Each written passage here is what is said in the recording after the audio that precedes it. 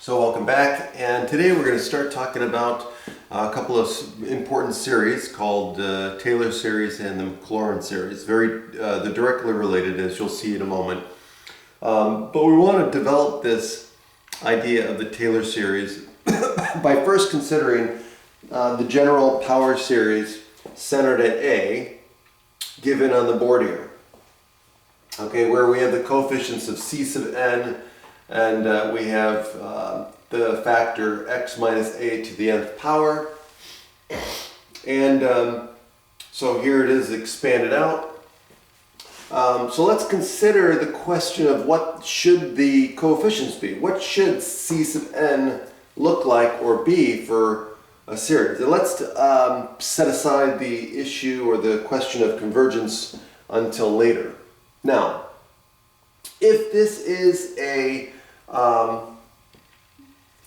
representation of a function at x equals a, then we certainly would hope and want that this series would equal f of a at x equals a, right? So at x equals a, we would hope that this series would equal f of a, right? The function evaluated at a, if this does represent some function.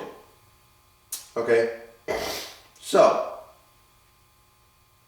certainly, if we put a in here, if we plug in a, so at x equals a, what happens? This whole thing reduces to this coefficient. So at x equals a, we could see that this series equals just the leading constant, C sub O, C sub 0. So it obviously if we set C sub 0 equal to f of a, then at x equals a, we'll have our function equal to f of a. Okay? So again, the series equals f of a if the coefficient C sub 0 equals f of a. Okay? So now let's take the first derivative of this thing. So if we take the first derivative of the series,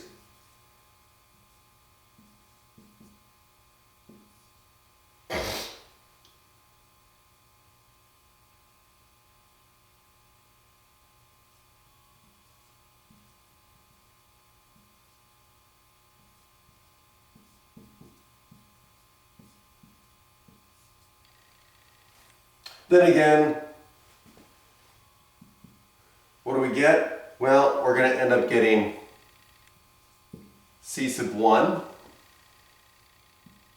plus 2 C sub 2 x minus a plus 3 C sub 3 x minus a squared, and so on.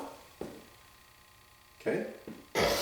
So now if we look at this derivative, so this would be, for example, let's say this would be equal to f prime of x,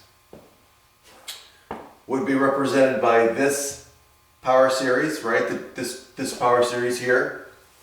And so if we take this power series and we evaluate this at x equals a, then what does this series become? Well, this series just becomes C1, right? Because all the rest of the terms go to 0.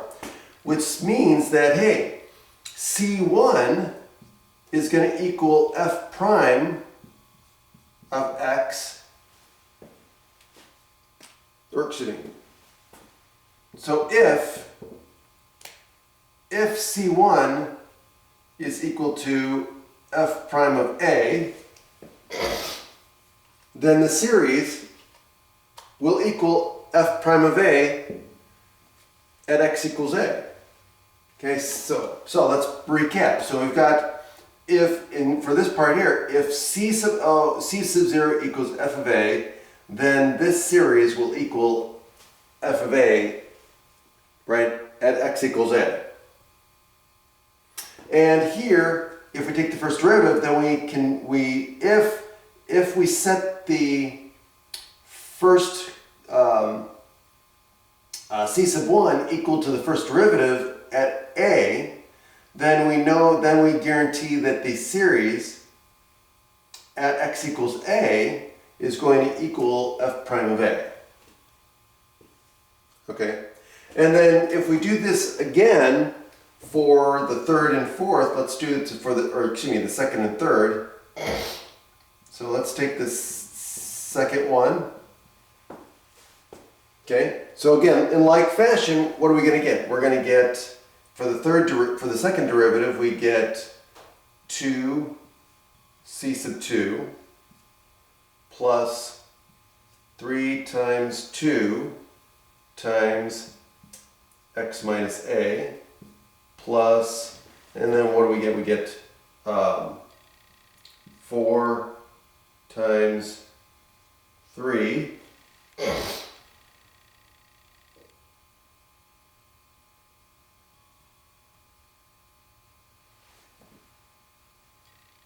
times x minus a squared. Right, it keeps going. And then if we do the third derivative, what do we get? We get 3 times 2. Oops, hold on. I messed up. I dropped the coefficient. I knew I was missing something here. Hold on, let me redo this. Okay, so this should be c sub 3 times x minus a plus 4 times 3 c sub 3 x minus a. There we go. Oh. 4. Okay, and then if we take the third derivative, we get 3 times 2 c sub 3 plus 4 times 3 times 2, oops, times c sub 4 x minus a, and so on. Okay, and so for both of these, as we can see, is if we plug in x equals a, then it reduces to this one. So in this case, we get we get 2 times c sub 2 when we plug in x equals a, which means that this will equal f double prime of a if we let 2 times c sub 2 equal this. So in other words, let c sub 2 equal f double prime of a over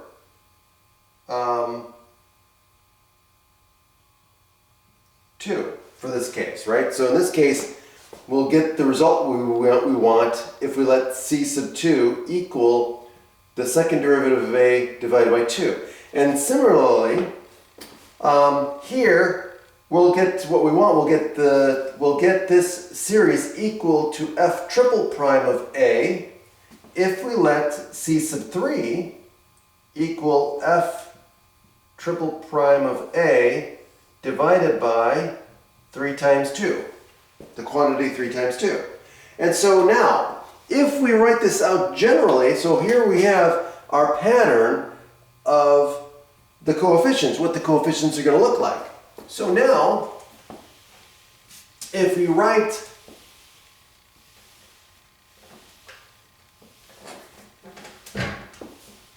our series with the new coefficients, right, at x equals a,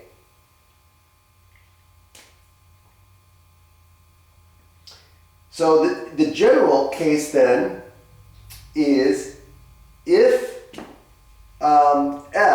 if the function has a power series representation at x equals a, then the coefficients should be given by this formula. C sub n equals f m prime of a over n factorial. And so now, if we, again, assuming that there is a representation of the function at x equals a, then we can rewrite this series as follows.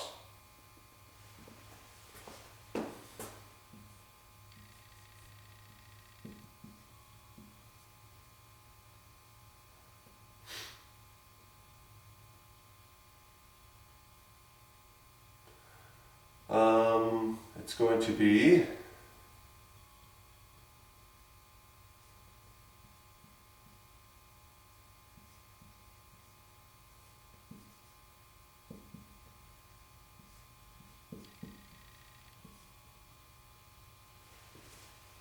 that.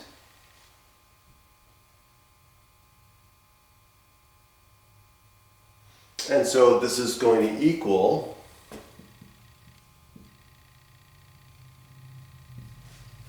f of a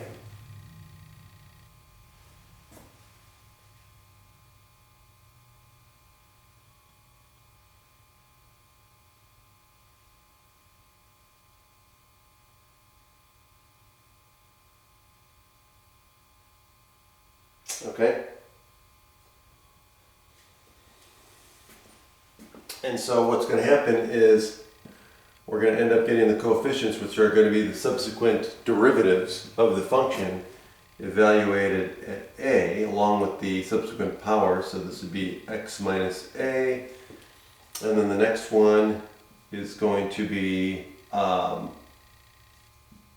f double prime of a divided by 2 times x minus a squared. So it's 2 factorial, but that's still 2, plus f triple prime of a over 3 factorial times x minus a cubed, plus f to the fourth derivative f of evaluated a over 4 factorial times x minus a to the fourth, plus, and so on. And now, this series is known as the Taylor series of f at a. Okay, so this series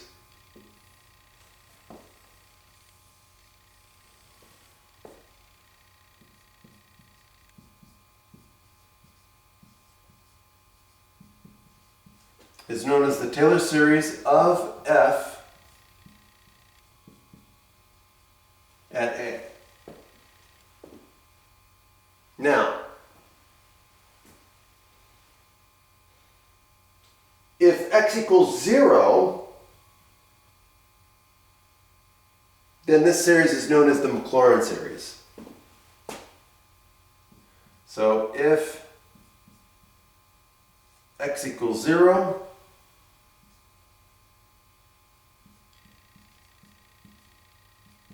this is known as the